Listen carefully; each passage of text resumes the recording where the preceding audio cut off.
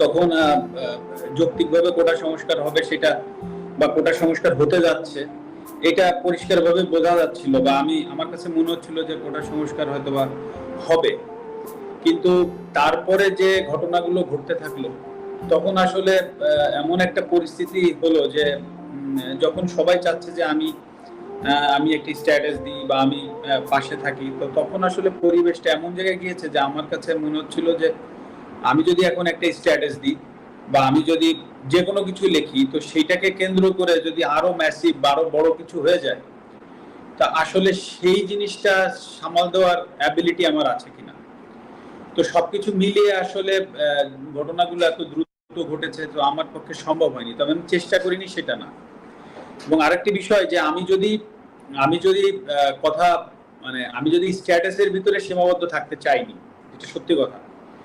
মানে আমি চেয়েছিলাম স্টুডেন্টদের সাথে কথা বলতে, বা আমি চেয়েছিলাম যে তাদের সাথে আলোচনার মাধ্যমে কিছু করা যায় কিনা।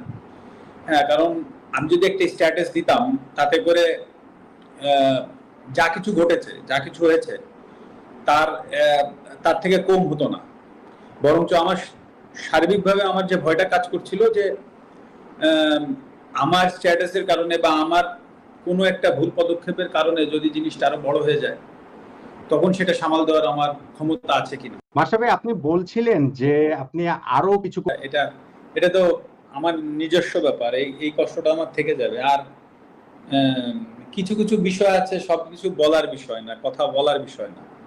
হ্যাঁ, কথা হয়তো বা বলছি, কথা হয়তো বা বলতে হবে সামনে, হ্যাঁ, কিন্তু এই কষ্টটা থেকে যাবে। এবং এবং ব্যক্তিগতভাবেও আমি আসলে মানে নিজের উপরে আপসেট, এটা বলতে পারি। আমি নিজের উপরে নিজেই আপসেট হয়েছি, বা আমি আছি, মানে